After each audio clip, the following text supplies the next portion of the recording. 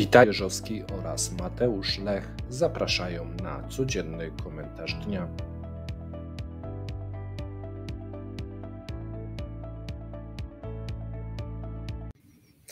Dzień dobry, z tej strony Paweł Jerzowski i Mateusz Lech. Witamy w codziennym komentarzu dnia. Dzisiaj 19 grudnia 2023 roku, godzina 17:01. Paweł powiedział mi przed włączeniem nagrywania, powiedz ludziom o subskrypcjach, tylko jakoś kreatywnie, i wcisnął przycisk start. Miałem dosłownie 7 sekund, żeby to wymyślić, więc nie wymyśliłem nic. Więc drodzy widzowie, jeżeli chcielibyście, żeby Paweł mnie nie okrzyczał po programie, naciśnijcie przycisk subskrypcję, uratujcie mi dzisiaj tyłek. Będę wam bardzo, ale to bardzo wdzięczny. A teraz przechodząc do meritum. Pawle, co się wydarzyło? Wydarzyły się uzgodnienia dotyczące 12 pakietu sankcji i jest tam kilka ciekawych rzeczy, które sobie pokrótce omówimy za chwilę, ale jest jeden temat, który myślę, że dotyczyć będzie bardzo wielu Polaków. O czym Polacy jeszcze może nawet myślę, nie wiedzą. że sobie na końcu powiemy, czyli o LPG, czy możemy się spodziewać tutaj jakich zmian, co jest w 12 pakiecie sankcji, bo są sankcje na propan-butan, tak? Czyli na ten tak zwany gaz do butli, albo które macie w samochodach, co niektórzy, albo w domach. Służy do ogrzewania, do napędzania samochodów. Dosyć popularne jest to w Polsce, ale w 2023 również w Ukrainie. No i tu będzie pewnie zaskoczenie, bo Polska, szczególnie jeżeli chodzi o drugą połowę, jest głównym dostawcą do Ukrainy rosyjskiego gazu LPG. Tak w skrócie. A więc powiemy, jak to może wyglądać, no bo tu należy spodziewać się pewnych zmian. Ale zanim do tego przejdziemy, no to Mateusz, podsumujmy sobie, co się pojawiło. Ten 12 pakiet sankcji, tam głosy chodziły, że tam Węgry zablokują. My mówiliśmy, że nie zablokują, że się pojawi w poniedziałek, we wtorek. Dzisiaj nagrywamy, jest wtorek. Dotrzymaliśmy słowa, pojawił się wczoraj wieczorem, zgodnie z zapowiedziami i kilka rzeczy w nim jest. Zaczynamy od... Ja może przeczytam. Wprowadza Unia Europejska zakaz importu z Rosji żeliwa surowego i lustrzanego, żelazostopów, drutu żelaznego, drutu miedzianego i aluminiowego, folii aluminiowej oraz niektórych rur.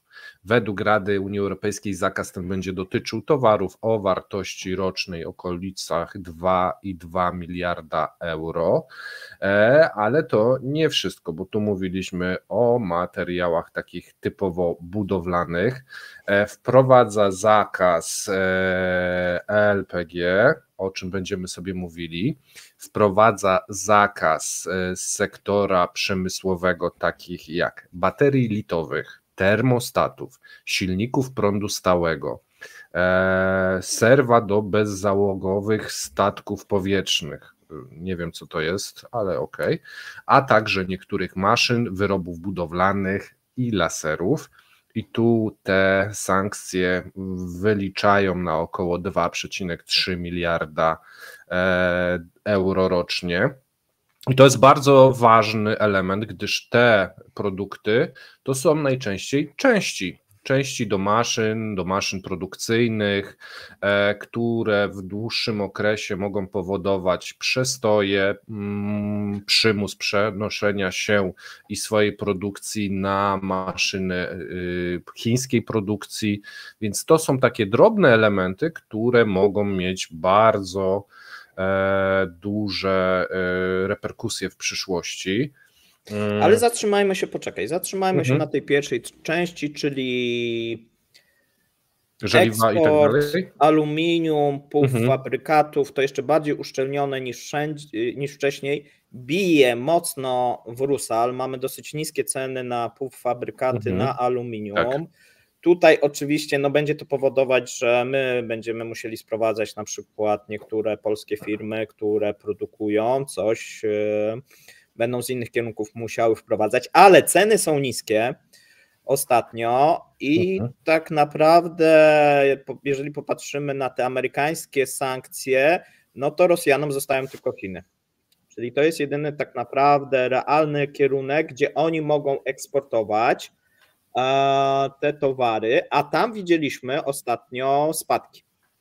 Tak, i tu jeżeli ktoś nie oglądał naszego niedzielnego komentarza dnia o gospodarce chińskiej tak bardzo szczegółowo, to po tym odcinku odsyłamy, bo widzieliśmy spadki, a więc teoretycznie może to pomóc chińskiej gospodarce, no bo skoro tylko Chińczycy zostają, no to Rosjanie będą musieli dawać rabaty, no bo jest jedyny w tym momencie odbiorca, no a dzięki temu gospodarka chińska, mówimy o minimalnym wpływie, tak, no bo to jest tylko jakiś tam element, ale to może pomóc Rosjanom, raczej nie, bo ci odbiorcy europejscy dobrze płacili, a ci chińscy przy niskich cenach no będą żądali niskich rabatów, mamy deflacyjny rynek w Chinach, nie pomaga. W drugą stronę, jeżeli chodzi o eksport z Unii Europejskiej, różnego rodzaju serwomechanizmów, silników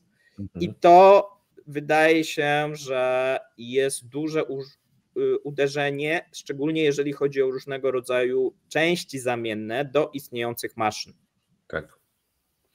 Ja chciałem jeszcze tylko zwrócić uwagę na jedną rzecz. Ty mówisz, że Chińczykom to może mało pomóc, ale jest jeszcze element taki, że Chińczycy mogą znacząco zwiększyć import w dużych rabatach i później eksportować do Europy. Zobaczymy. Bo wtedy wiesz, no i tak nie macie komu sprzedać, więc dajcie nam rabat 30%, a my sobie narzucimy marżę i możemy... Tak, tylko wiesz, no Rusal, pamiętajmy, że jest dramatyczna sytuacja na Rusalu. Tak.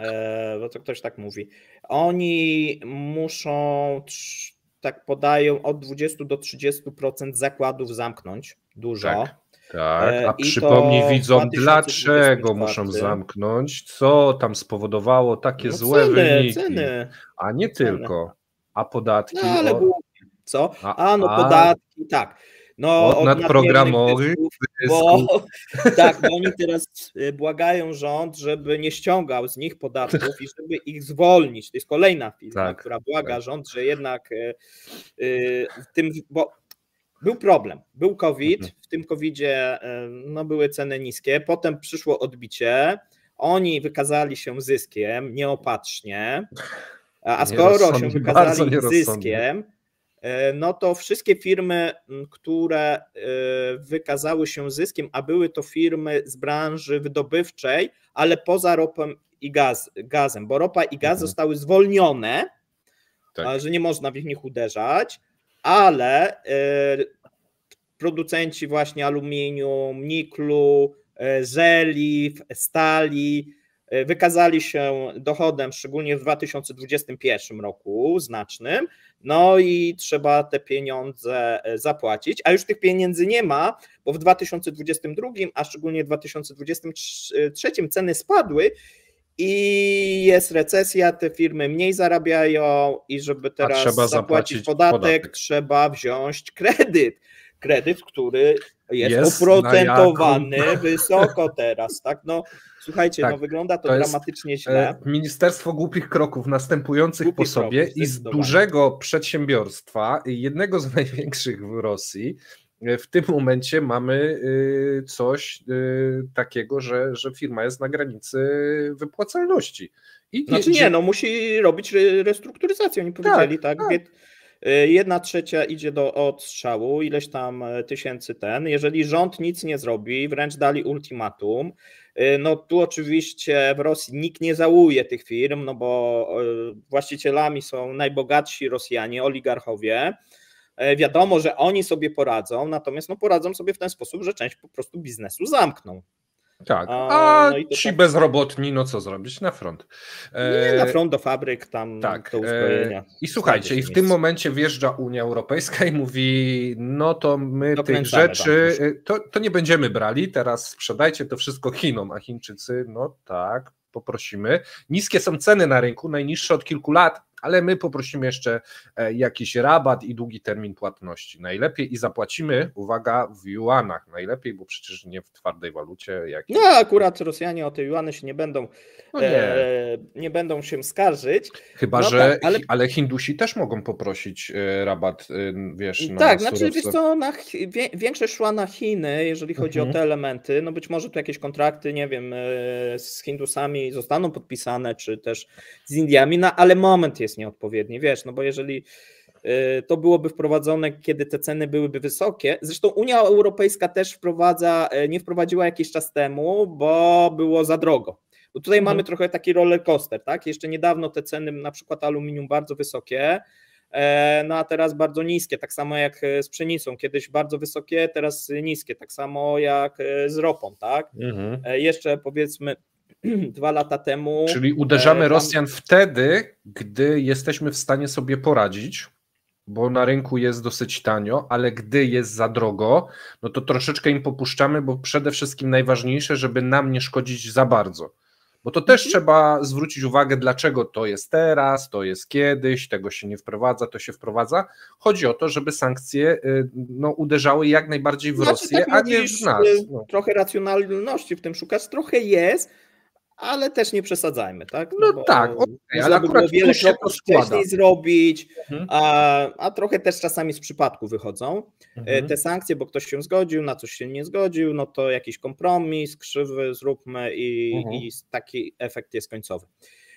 Ważny element, o którym chyba było strasznie dużo trąbione, diamenty. Diamenty, pamiętacie, w 2022 Belgia mówiła, nie ma takiej możliwości, w 2023 nie ma możliwości, a od połowy 2023 powiedziała tak, jest możliwość, tylko pod warunkiem, że będzie monitoring przepływu tych diamentów i tutaj i komisja, i parlament, i kraje się zgodziły na diamenty. Belgia się zgodziła, jeżeli zostanie wprowadzony ich system certyfikacji i monitorowania, no i został wprowadzony, ma obowiązywać ten pakiet. A dlaczego? Bo to też warto powiedzieć. Dlaczego Belgia się zgodziła? No wynika znowuż z rekordowo niskich cen diamentów w 2023 roku, które są spowodowane sztucznymi, tak? Czyli mamy tą konkurencję tych sztucznych z prawdziwymi i tutaj rynek dobrze jest wyeliminować jednego z dużych dostawców naturalnych diamentów z rynku, nie? Tak go no to wtedy te ceny tak się trochę poprawią, nie? Jak to się tam wykluczy. I to jest taki, można powiedzieć, Mateusz mówił, nudny temat, ale ważny dla Rosji, dlatego że zobaczymy, co się stanie w Indiach z kolei, bo Indie są największym odbiorcą diamentów na świecie i największym przetwarzanie, szlifowanie i tak dalej. My sobie tam myślimy Belgia, Izrael, nie Indie w tym momencie i Indie mają do końca roku embargo na import surowca. No i zobaczymy, co będzie od stycznia, no bo w tym momencie... Ale słuchaj, ale to sami sobie wprowadzili embargo? Tak, ceny są za niskie. Okej. Mają za dużo już było surowca na rynku, musieli z ceną zgodzić. Rosjanie nie mają gdzie sprzedać diamentów. No nie wiadomo, bo może Hindusi powiedzą taki deal. Trochę rabatu. Rabaty, nie wiemy. Bo też, ale wiesz, jajek nie ma w Rosji, to niech diamenty jedzą. Tak? Tak. Zobaczymy, bo mówiono do tej pory, że Hindusi nadal przedłużą, ale decyzji, chyba że ja coś przeoczyłem, to mnie poprawcie, bo może nie zauważyłem. To już kwestia, a nie śledzę hinduskich gazet codziennie. Będzie tylko zależała od wysokości rabatu rosyjskiego. Ja bym jako rząd powiedział, że przedłużam i rozpocząłbym negocjacje w tym momencie. No tak by wypadało powiedzieć, że na rosyjskie diamenty tak, tylko że jest jeden problem, bo zwróć uwagę, co Unia wprowadziła, bo tam nie są tylko diamenty, Ale są sankcje na kraje i producentów trzecich. Aha, tak, że trzeba mieć tak jakby paszport diamentowy, żeby sprawdzić, skąd on pochodzi. Tak, jeżeli teraz Hindusi kupią, wyprodukują z tego biżuterię i sprzedadzą to do powiedzmy Europy i zostaną złapani, że tam są rosyjskie diamenty, no to sankcje na te firmy. A więc ta układanka się bardzo komplikuje. Więc to znaczy, Europa nie jest jedynym kierunkiem, tak? No ty mówisz, sytuacja się komplikuje, a ja widzę, że się rabat zwiększa po prostu w tym momencie. Tak, no bo wiesz, na swój rynek może takie, a na rynek europejski to z innych kierunków te diamenty. No można tu różne, że tak powiem, tak. Koniec końców Rosjanie na tym przegrywają, tak? Czyli te diamenty. Kto jest zwycięzcą? Wydaje się, że firmy prawdopodobnie hinduskie, firmy też belgijskie, no bo jednak to podniesie te ceny, przynajmniej jeżeli chodzi o Europę, wykluczenie tego kierunku, a jeżeli nawet, no to gdzieś zobaczymy ten system monitorowania, wydaje mi się, że on będzie dosyć szczelny, jak on też będzie działał. Nie powiedzieliśmy chyba o kwocie. Rynek diamentów rosyjskich to jest 1,4 miliarda euro, z tego co pamiętam, 1,39. Nie rynek. Tak, to znaczy sankcje, Unia Europejska, tak. Więc no, ziarnko do ziarnka. Tak. No i że na tym Rosja tyle straci. No to są takie, wiesz, bardziej medialne, ile oni stracą, to się okaże. No tak jak mówię, sprzedadzą prawdopodobnie Hindusom czy Chińczykom, ale no ten hinduski jest najważniejszy rynek, ale no muszą się liczyć właśnie z jakimiś dużymi rabatami, no bo no dlaczego mamy wziąć, skoro wasz, wiesz, toksyczny towar, nie? Tak. To jak masz toksyczny towar, no to możesz zażądać 30-40% niższej ceny, a Hindusi są znani z tego, że lubią te rabaty dostawać, tak? Widzieliśmy jak było na przykład na ropie naftowej. Tak. Jeszcze coś mieliśmy. Były sankcje osobiste, ale to tutaj... No, te sankcje osobiste, tak. Pojawiają się sankcje wtórne. I to jest pierwsze, co się pojawia. Zobaczymy, jak one będą egzekwowane. O co chodzi?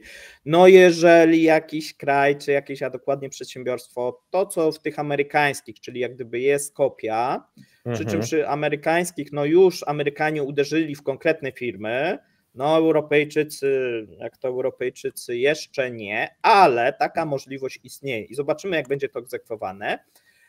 Monitorowanie tankowców. My o tym rano mówiliśmy, ważny temat podnoszący ceny w tym momencie tankowców, bo to będzie taki ten pierwszy efekt, bo albo Rosjanie będą musieli pójść do Chińczyków, powiedzieć, to dajcie nam jakieś, do tej pory kupowaliśmy od Greków jakieś stare tankowce. Ale to jest znowu mistrzostwo świata. To Chińczycy dajcie nam jakieś swoje, może sprzedajcie. Chińczycy powiedzą, okej, nie ma problemu, cena odpowiednio wyższa, nie? Czyli podniesienie kosztów frachtu dla Rosjan. Nie jest to jakoś bardzo znaczące, też jak gdybyśmy, żebyśmy tego nie zrobili, że nagle to zablokuje i spowoduje, że ta ropa będzie droga, tylko no, firmy, które do tej pory transportowały, rosyjskie, które transportowały, a często to były firmy powiązane i w ramach konsorcjum, czyli Rosniefti miał jakąś swoją spółkę, która się tym przykładowo zajmowała, podniesie to ceny i podniesie też ceny pośrednikom, którzy handlowali i omijali sankcje, no bo będzie Paweł, po prostu droższe. Tu teraz coś mnie oświeciło. Na samym początku Rosjanie musieli kupić bardzo dużo tankowców w bardzo krótkim czasie, czyli też najpewniej przepłacali, a wszystkie firmy, podejrzewam, sprzedawały swój złom. Tankowce, znaczy które wszystkie, greckie, powiedzmy tak, tureckie, greckie, cypryjskie. Podobały się tankowców. Gdzie greckie są najistotniejsze. Starszych, nie? Bo na pewno zostawiły sobie te lepsze, nowsze dla siebie. Jeżeli kupujesz stary tankowiec, to on po kilku latach musi być albo jakoś wyremontowany, albo musi zostać zutylizowany i potrzeba jest zakupienia nowego. Czyli wszyscy pozbyli się tych, których wkrótce czekałby remont lub utylizacja, za który trzeba zapłacić, a Rosjanie za to sowicie zapłacili. Tak. Teraz minęło 2 lata, więc część z tych tankowców pewnie już nadaje się do utylizacji lub remontu, a nowe, jeżeli będą chcieli kupić, to będą droższe, czyli podwójnie przepłacą w przeciągu kilku lat. Tak, ale, jest małe ale. W momencie, kiedy kupowali, to te ceny były niskie w miarę tych tankowców. Okej. A więc to był dobry w miarę jeszcze moment, tylko że masz rację, to trochę jak z tą amunicją, co na Ukrainę została wysłana, ta, która miała pójść do przemiału i Grecy dokładnie robili to, co ty mówisz, były tankowce, które trzeba było zezłomować, no ale Rosjanie przyszli, powiedzieli, że kupią, no to głupi by nie sprzedał, tak? No, czyli i teraz sytuacja jest taka, że w mojej ocenie jest troszeczkę gorzej niż by był zakaz. Nie do końca rozumiem Greków, ale zostawmy to, bo czy teraz Rosjanie będą mogli kupić greckie tankowce jakieś z drugiej ręki? Tak, będą mogli kupić, ale ma być to monitorowane. Tak? Czyli w tym momencie nie jest do końca zakaz, tylko ma być notyfikacja, no i nie wiadomo, co się stanie, a więc w sumie Unia Europejska zrobiła gorszą rzecz, to czasami jest też fenomenalne, tak? Wprowadzając monitoring, powoduje się, że taka firma grecka dla swojego bezpieczeństwa, ponieważ nie grożą jest jasne, jej sankcje wtórne, bo teoretycznie mogą sprzedać Rosjanom, ale ma być to monitorowane. To lepiej to sprzedać, powiedzmy, do Emiratów Arabskich, skoro jest kupiec, niż bezpośrednio Rosjanom, a firma z Emiratów Arabskich odsprzeda Rosjanom. Bo to tak zarabiając podwójnie, nie? No i oczywiście ten pośrednik, czy to będzie pośrednik grecki, czy z Emiratów, czy też rosyjski, no ktoś sobie tam przytuli jakąś dodatkowo za tą prowizję, być może będzie 2 pośredników, żeby bezpieczniejszy ten łańcuch był, nie? I żeby ktoś mógł podwójnie zarobić. No bo słuchaj, wiesz co, wiadomo jest, że jeżeli Grecy sprzedadzą tankowiec Emiratom i sprzedadzą Rosji, to ten tankowiec się odnajdzie. To nie jest tak, że wiesz, że to jest taki no name, tak, i nie wiadomo, co to jest. On się odnajdzie, a więc będzie to wiadomo. Ale lepiej jest tak zrobić, bo wtedy ta grecka firma powie, no skąd my Arabom sprzedaliśmy, idźcie do nich, tak, my jesteśmy czyści, w ogóle dajcie nam spokój, nie? No tak, tak. Bo wiesz, bo jak będą monitorowane, a żeby teraz były monitorowane, to trzeba monitorować, bo jakby był zakaz, no to zakaz nie możemy. A ponieważ są monitorowane, to teraz Grecy na żądanie komisarzy tych europejskich będą musieli podawać firmy. Jeżeli do firmy żeglugowej przyjdzie ci zgodnie z rozporządzeniem, macie przedstawić komu i kiedy i co sprzedaliście. Rozumiesz? To jest też jak gdyby problem i Grecy, ta grecka firma będzie musiała to zrobić, tak? No bo jeżeli nie, no to łamie w tym momencie sankcje, bo nie udostępniła tych danych, no i może liczyć się z jakimiś tam karami i jakimiś tam problemami. I to jest dla mnie gorsze rozwiązanie. Niemniej wydaje się, że Unia Europejska ani Stany Zjednoczone, jeżeli chodzi o price cap, nie ma pomysłu. Nie ma pomysłu oprócz tego, że zobaczymy, co będzie, jeżeli chodzi o te cieśniny duńskie, bo o tym mówiono. I zobaczymy, co będzie w przypadku tych ubezpieczeń, bo pamiętajmy, że obecnie jest tak, że Rosjanie, żeby wozić ropę przez na przykład cieśniny duńskie lub zawijać do europejskich portów, pytanie oczywiście po co do europejskich portów mieliby zawijać, no ale powiedzmy płynąć przez te cieśniny, powinni mieć zagraniczne ubezpieczenia, w przypadku floty cieni nie mają, a w przypadku niektórych jeszcze greckich armatorów mają, przy czym Grecy ostatnio pod wpływem sankcji amerykańskich odmówili transportu ropy rosyjskiej, a więc Rosjanie troszeczkę muszą sobie radzić samemu, korzystając albo właśnie z floty cienia, albo korzystając z azjatyckich, albo korzystając jeszcze czasami z bardzo dziwnych pośredników, żeby tą ropę wozić. A to, co mówisz, cały czas wisi w powietrzu ryzyko dużej katastrofy ekologicznej. Tak, no bo płyną złomami, które powinny być już dawno wyremontowane lub zutylizowane. Tak, dłuższe trasy. Tak. I dlatego Nie do Europy, tak jak kiedyś wpłynęły. Tak, ale tu musimy powiedzieć, bo ktoś może oglądać nas po raz pierwszy albo nie oglądał tych filmów sprzed kilku miesięcy, o co chodzi z tymi cieślinami duńskimi. Rosja największe możliwości tankowania tankowców, nalewania tej ropy do tankowców ma w portach europejskich, czyli musi sobie przepłynąć od tych portów. Europejskich, rosyjskich, żeby też... Bo tak... Tak, europejskich, ale rosyjskich. Musi sobie przepłynąć dookoła Europę i później tam popłynąć na przykład do Indii. Tak, są takie dwa kierunki, tak, czyli Primorsk, Ustługa, czyli przez cieśniny duńskie i drugie przez cieśniny tureckie. I one mniej więcej są podobnej przepustowości, ale stanowią większość możliwości rosyjskich, jeżeli chodzi o wypływanie, bo Rosja jest bardzo długa i tak dalej, ale tych portów do ładowania tej ropy nie ma wbrew pozorom dużo. I jeżeli Duńczycy postawiliby na swoich cieślinach kontrolę i weryfikowaliby ubezpieczenia, stan techniczny i tak dalej, to mogłoby się okazać, że Rosjanie z 2 głównych portów ostanie im się 1. I no to bardzo mocno komplikuje. Na razie tego pomysłu nie wdrożono, z tego co pamiętam. Tak, ale na razie Rosjanie się jednak boją, bo widzimy, że jeżeli chodzi o Kozmino, czyli ten azjatycki port, zwiększają, robią wszystko, żeby zwiększyć jego przepustowość i ta przepustowość zaczęła się zwiększać. I to ona się zaczęła tak mocno zwiększać od 2 miesięcy, tak od 1,5. Ale żeby dostarczyć tam ropę, trzeba ją dostarczyć koleją?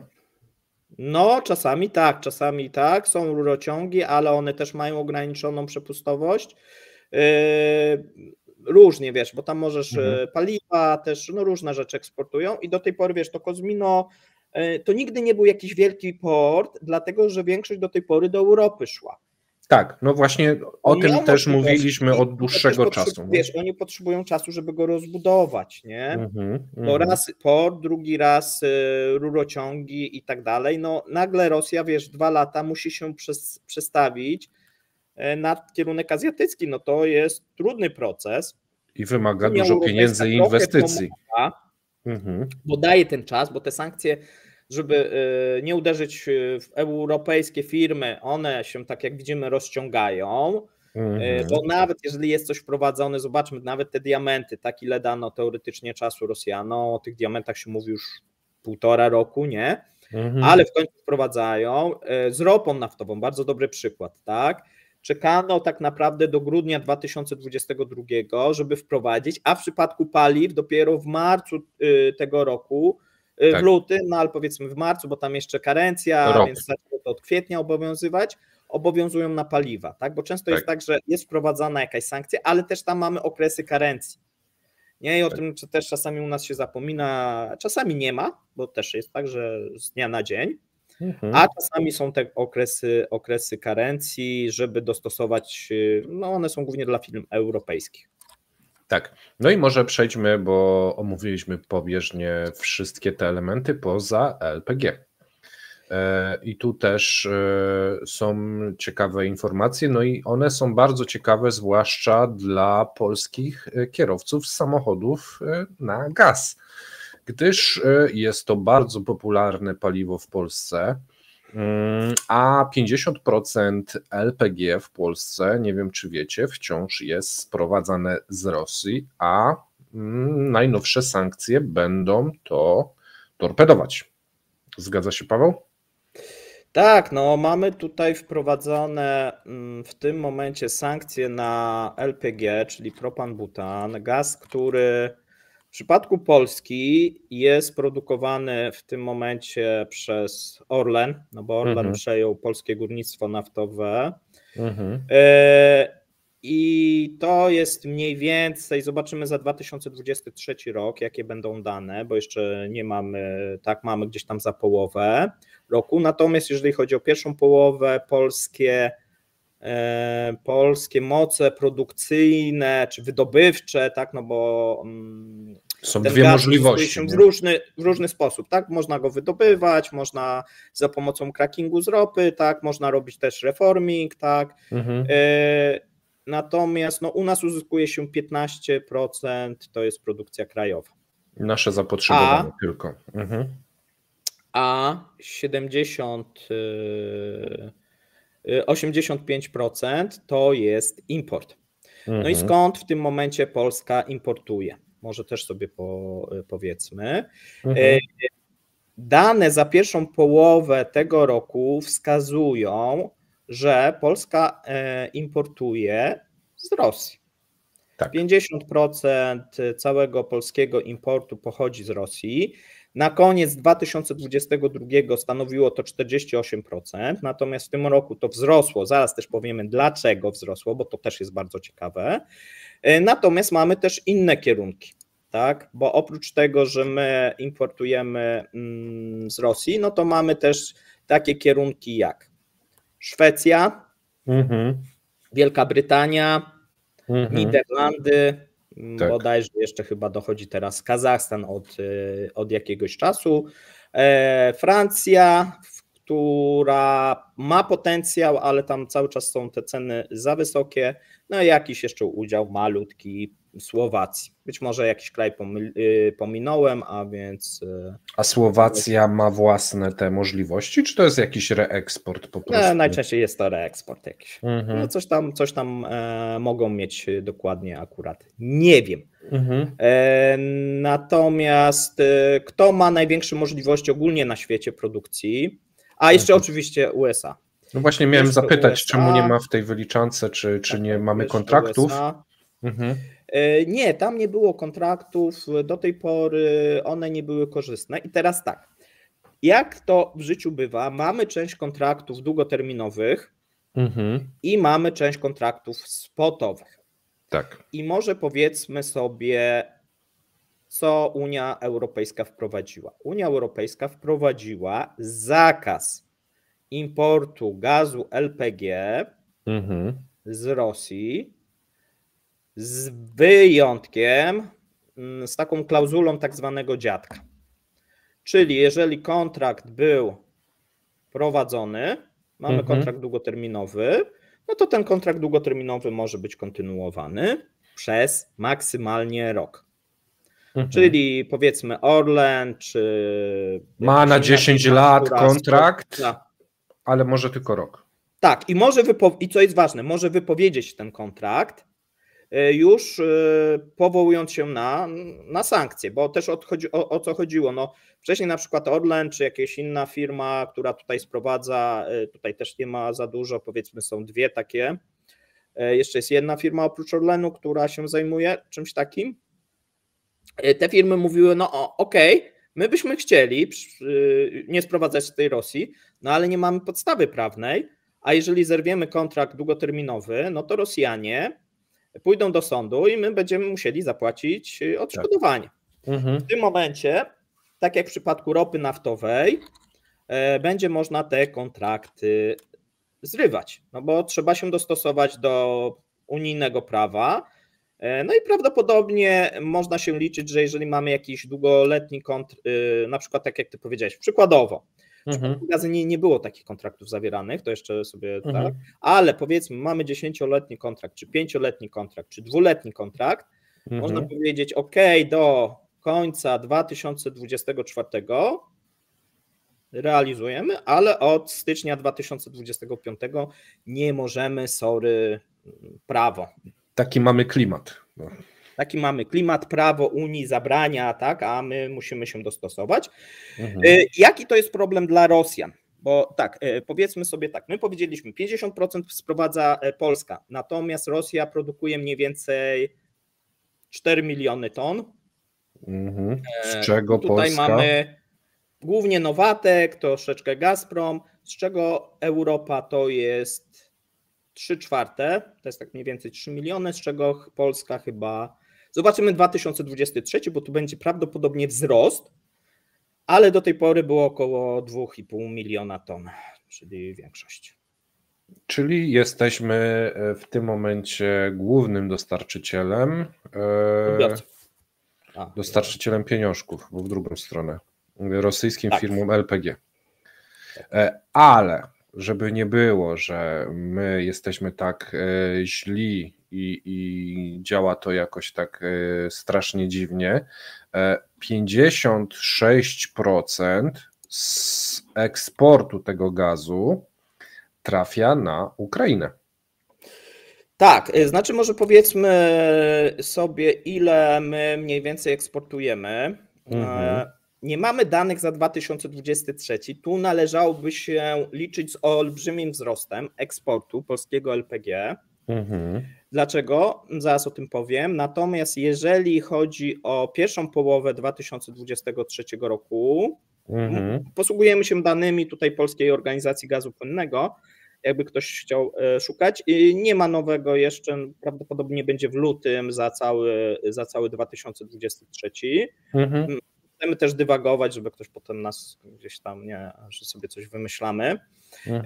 Eksport LPG podwoił się za pierwsze półrocze. Wcześniej to było 167 000 ton do 324 ton w ciągu pierwszego półrocza.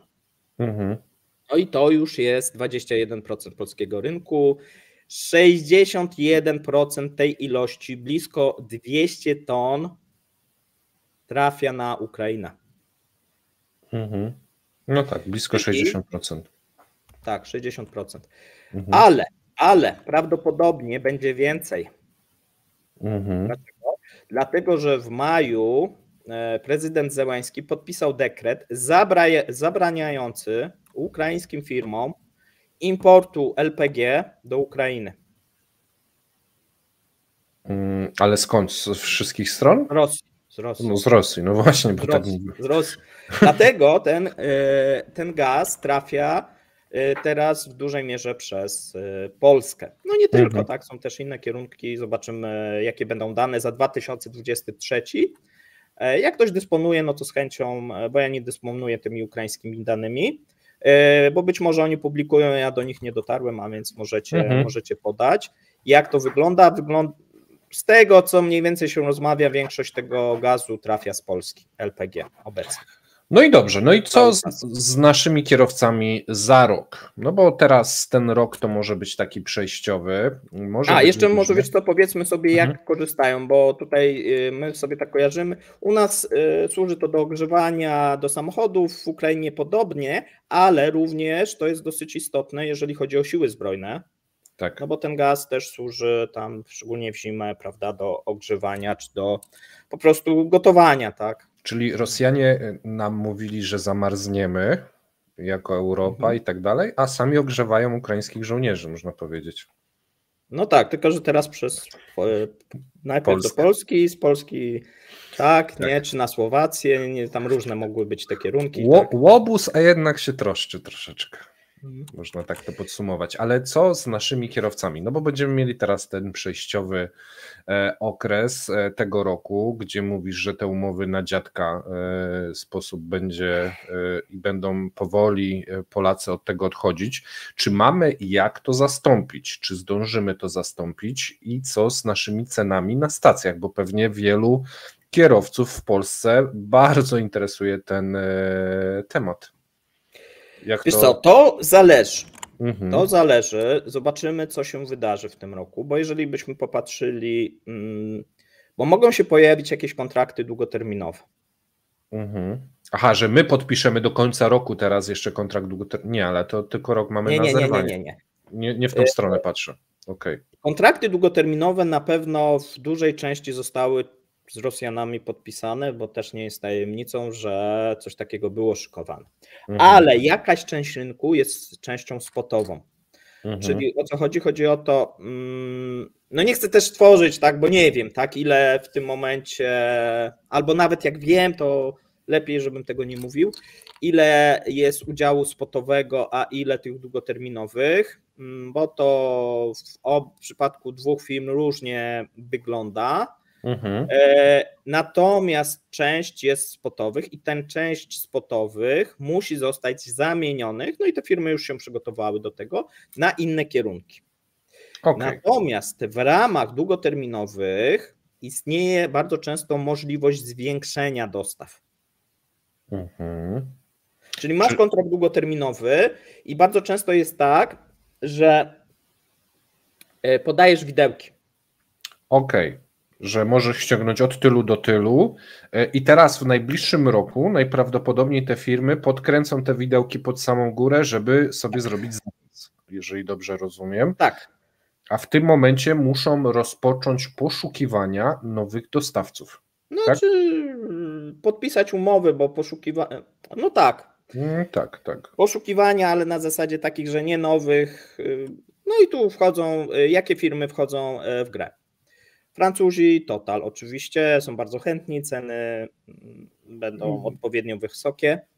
Bardzo ciekawy kierunek może być Exxon Mobil. To jest duży producent, który powiedzmy na polskim rynku jakoś mocno nie zaistniał. A Exxon jest amerykański?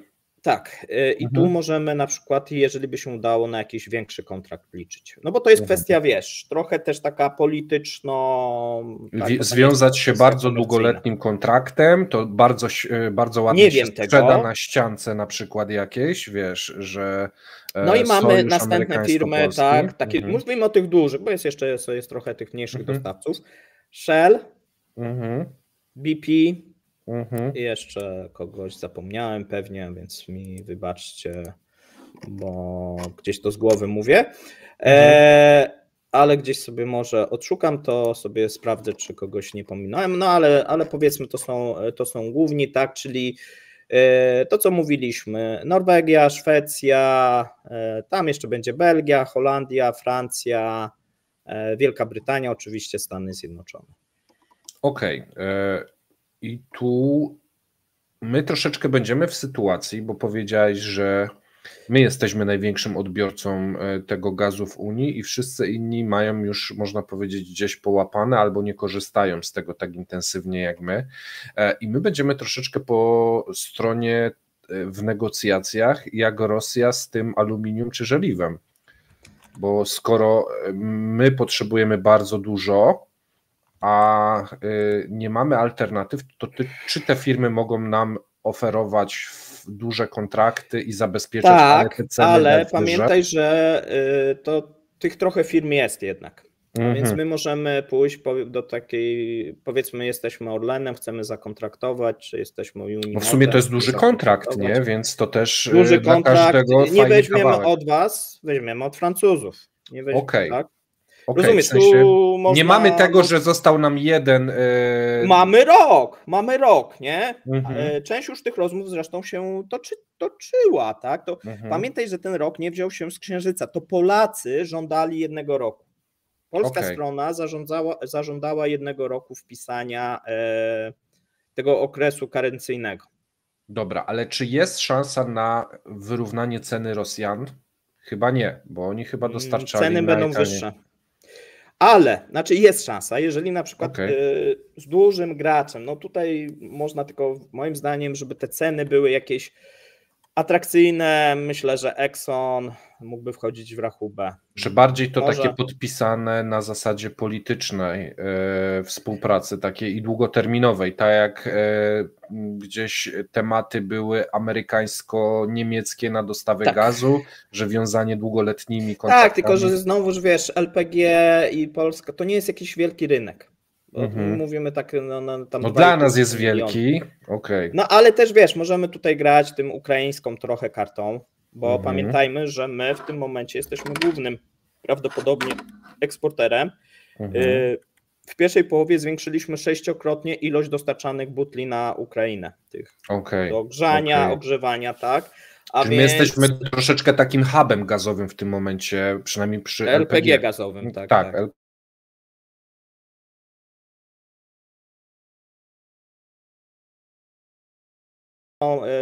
No to LPG jest, wiesz, wygodne takie na zasadzie takiej tymczasowego rozwiązania, nie? Tak. Żeby na przykład przetrwać zimę. Gdzieś tam się ogrzać, tudzież ugotować coś, tanie, zerwie ci prąd, coś, No tak, to w takiej sytuacji wojennej... Jest tańszy niż agregat, tak, prądotwórczy, nie? I tak dalej. No dobrze, ale... Obiad możesz ugotować. Konkluzja jest taka, że na rynku w tym momencie taniej niż od Rosjan raczej nie będzie, więc... Nie powinno być. Byłbym instalacje zaskoczony, gazowe w samochodach, wszyscy ci, którzy mają instalacje gazowe, powinni spodziewać się w nadchodzącym czasie podwyżek i tu mają odpowiedź na to, dlaczego te podwyżki najprawdopodobniej się pojawią. To może być grane w polskich mediach albo ta władza, albo ta władza, albo ta firma, natomiast tutaj w głównej mierze będzie miało do czynienia po prostu zmiana dostawcy. Co też myślę, że jest ważne, żeby powiedzieć dużo wcześniej i później odsyłać do tego wideo, bo myślę, że to w Polsce, jak to w Polsce mamy, to później będzie gra polityczna na tym i trzeba mieć świadomość tego, skąd się taka cena będzie brała. Wiesz, no my też rozbudujemy w Azotach ten zbiornik na propan, no rozmowy trwają, no też jak gdyby nie chcę, wiesz, tutaj robić za rzecznika jakiejkolwiek firmy, to nie jest nowy temat, te rozmowy tak naprawdę trwają od początku, zobaczymy też co będzie na przykład z Orlenem, no bo władza się zmieniła, być może też władze się zmienią tego Orlenu, wiesz, no tutaj różne rzeczy jeszcze mogą się wydarzyć, które mogą wpłynąć na przykład na jakieś negocjacje czy rozmowy, które się toczą. Jest rok, z części tych kontraktów trzeba będzie zejść szybciej, część będzie można zwiększyć, a więc to nie jest tak, że pojedziecie w przyszłym tygodniu i te ceny będą po 4 zł, tak jak ktoś straszył. Natomiast no liczyłbym, i jeszcze też jest, wiesz, no kwestia innych alternatywnych, tak, no bo trzeba też porównywać, po ile będzie benzyna, ropa, to też będzie miało na przykład wpływ, tak, po ile będzie prąd, nie, bo to też nie jest tak, że oczywiście to jest zupełnie inny surowiec, no ale jakieś alternatywy też ma, no i trzeba też to patrzeć w szerszym, tak. Jak gdyby szerzej. Jeżeli ktoś by mnie się zapytał, czy ceny wzrosną, tak, wzrosną, o ile, nie jestem w stanie wam udzielić tej odpowiedzi. Dobra. Natomiast myślę, że to nie będzie tak, że te ceny wzrosną jakoś skokowo. Raczej bym się spodziewał, że one będą stopniowo na przestrzeni całego roku i może się pojawić, wiesz co? Też jestem w stanie sobie wyobrazić, że nawet może przejściowo, tymczasowo zwiększyć się import tego LPG, bo to trochę jest tak dla obu stron ten ostatni moment, nie? Tak. Bo tak było z ropą.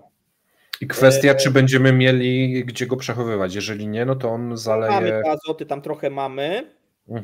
Natomiast tak, to jest prawda. Natomiast wiesz, pamiętaj, że w przypadku gazu tego skroplonego ponad 50, to nie jest transport morski główny, tylko transport kolejowy do tej pory był. Bo tak. To jest też następny problem do dyskusji, bo do tej pory 50%, chyba 53% szło koleją, a niecałe 30%, tam chyba nawet niecałe transportem morskim.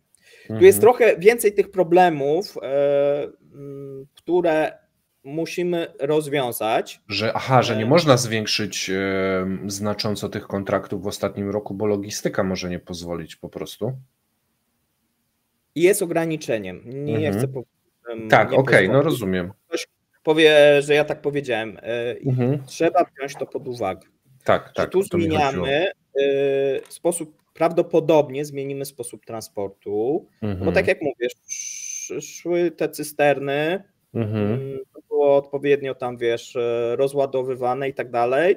Jeżeli to ma być transportem morskim, musimy odpowiednio to wszystko przygotować. Mamy jeszcze czas, natomiast jak to wiesz, żeby przygotować infrastrukturę jakąś portową do rozładunku, to rok to nie jest wcale jakoś tam dużo, nie? Podejrzewam. Część rzeczy, tak jak mówię, już się rozpoczęła, tak?